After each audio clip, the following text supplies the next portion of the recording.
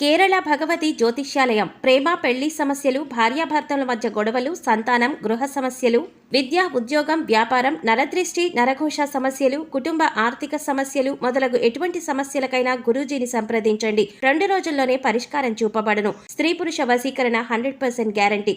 Guruji Balasubrahmanyam. Cell number 9741806567. ఓం శ్రీ మాత్రే నమః. ఛానల్లోకి స్వాగతం అండి. నక్కతోక తొక్కినట్లే వృశ్చిక రాశి వారు మహాశివుని అనుగ్రహంతో అఖండ రాజయోగాన్ని పొందబోతున్నారు. 3వ కార్తీక సోమవారం వీరి పాలిట వరంగా మారబోతుంది. ఈ రోజున ఈ రాశి వారు మహాశివుణ్ణి వీటితో అభిషేకిస్తే చాలు, జీవితంలో ఊహించని అదృష్టం వరిస్తుంది. అయితే 3వ కార్తీక సోమవారం రోజున ఈ రాశి వారు మహాశివుణ్ణి వేటితో అభిషేకించాలి, అలాగే 3వ కార్తీక సోమవారం ప్రత్యేకత ఏమిటి, ఈ రోజున ఎటువంటి పనులు చేయటం వలన మహాశివుని అనుగ్రహాన్ని పొందగలుగుతారు అనే విషయాల గురించి ఈ వీడియోలో వివరంగా తెలుసుకుందాం.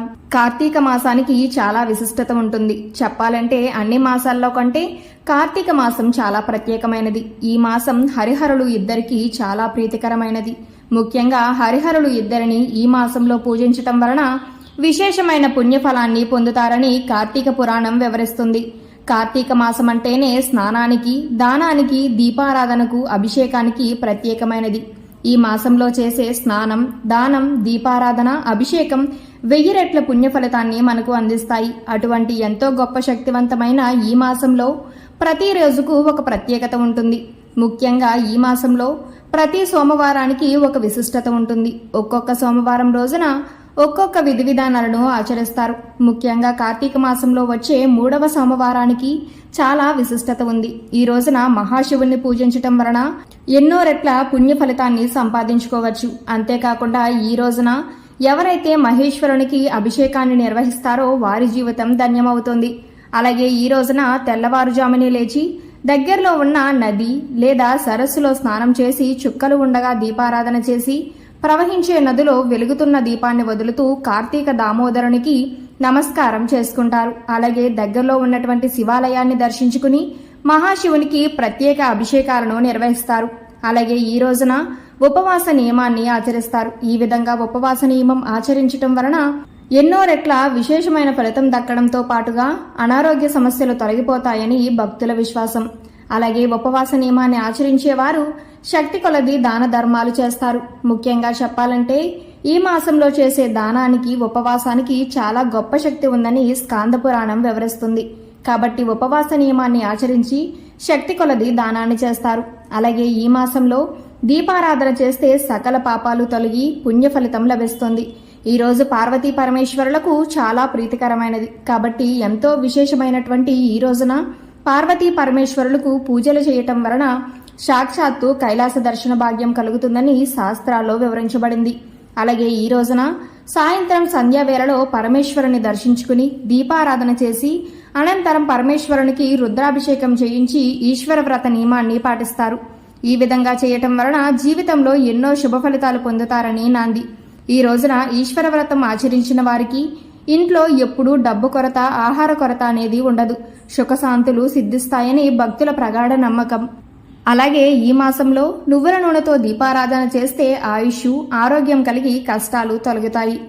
ఆవు నెయ్యితో దీపారాధన చేయడం లక్ష్మీప్రదమని శాస్త్రాలు చెబుతున్నాయి. అత్యంత పవిత్రమైన ఈ మాసంలో మాలధారణ చేసేవారు కూడా అనేక మంది ఉంటారు. అత్యంత మంది నియమనిష్టలతో భగవంతుడిని ప్రతినిత్యం కొలిచి బంధాలకు దూరంగా భగవంతునికి దగ్గరగా ఈ మాసాన్ని మొత్తం గడుపుతారు. అయితే ఈ రోజున ఏ నియమాలను ఆచరిస్తే మహాశివుని అనుగ్రహాన్ని పొందుతారు అనే విషయాన్ని గురించి చూసుకున్నట్లయితే ఈ మాసంలో వచ్చే 3వ సోమవారం చాలా విశిష్టమైనది. కాబట్టి ఈ రోజున ప్రతి ఒక్కరూ ఓం నమఃశివాయ అనే మంత్రాన్ని జపిస్తూ ఉండటం వలన అంతా శుభం జరుగుతుంది. అలాగే తెల్లవారుజామునే నది, సరస్సు లేదా సముద్రంలో స్నానం చేయటం వలన విశేషమైన ఫలితాన్ని పొందుతారు. అలాగే మహాశివుని దర్శనం చేసుకుని దీపారాధన చేసి మీ శక్తి కొలది దానం చేయటం వలన మహాశివుని అనుగ్రహం మీపై ఎల్లవేళలా ఉంటుంది. ముఖ్యంగా నక్తం లేదా ఉపవాస నియమాన్ని ఆచరించేవారు వారి ఆరోగ్య పరిస్థితిని బట్టి ఉపవాస నియమాన్ని ఆచరించాలి.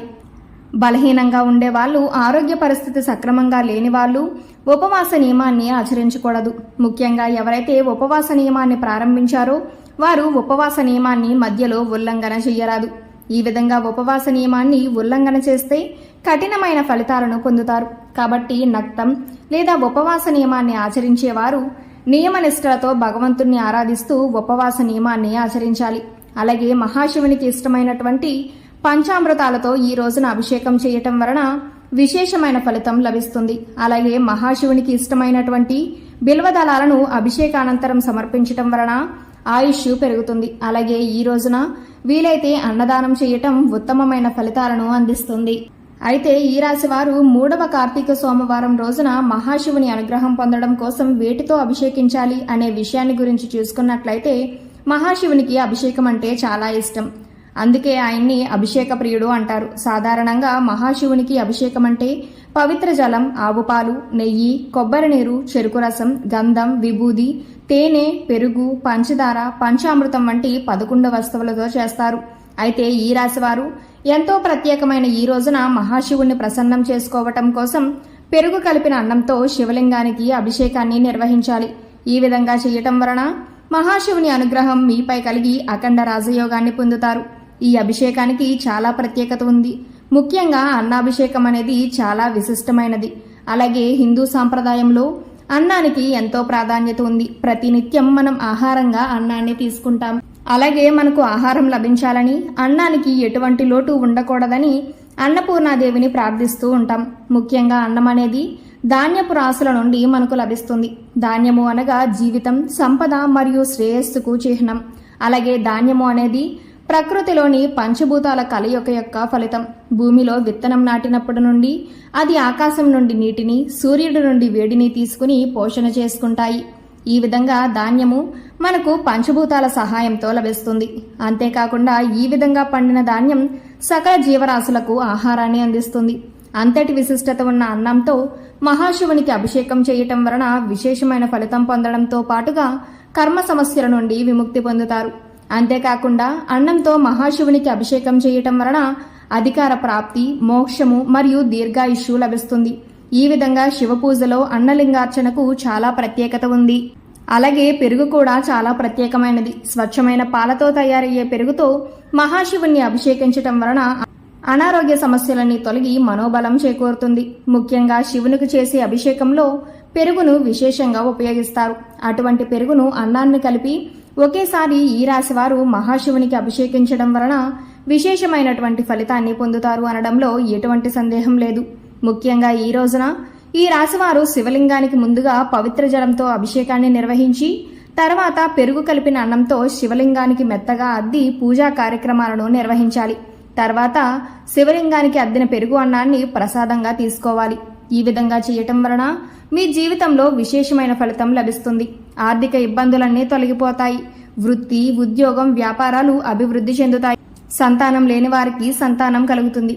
కుటుంబ సమస్యలు తొలగి ప్రశాంతమైన జీవితాన్ని పొందుతారు. అలాగే అనారోగ్య సమస్యల నుండి విముక్తి పొంది ఆయుష్ పెంపొందించుకుంటారు. అలాగే జీవితంలో సకల భోగాలను, సకల సంపదలను పొందుతారు.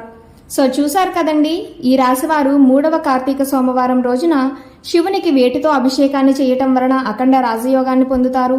అలాగే 3వ కార్తీక సోమవారం ప్రత్యేకత ఏమిటి, ఈ రోజున ఎటువంటి పనులు చేయటం వలన శివానుగ్రహాన్ని పొందుతారు అనే విషయాలను గురించి ఈ వీడియోలో వివరంగా తెలుసుకున్నాం కదా. ఈ వీడియో మీకు నచ్చినట్లయితే లైక్ చేయండి. మీ ఫ్రెండ్స్ అండ్ ఫ్యామిలీ మెంబర్స్లో ఎవరైనా వృశ్చిక రాశి వారు ఉన్నట్లయితే వారితో ఈ వీడియోని షేర్ చేసుకోవడం మాత్రం మర్చిపోకండి. ఇప్పటి వరకు మీరు కనుక మన ఛానల్ సబ్స్క్రైబ్ చేసుకోకపోయినట్లయితే సబ్స్క్రైబ్ చేసుకుని పక్కనే ఉన్న బెల్ ఐకాన్ నొక్కి ఆల్ సెలెక్ట్ చేసుకుంటే మేము ఇలాంటి వీడియోస్ అప్లోడ్ చేయగానే ముందుగా మీకు నోటిఫికేషన్ వస్తుంది. మరో చక్కటి వీడియోతో మళ్ళీ కలుసుకుందామండి.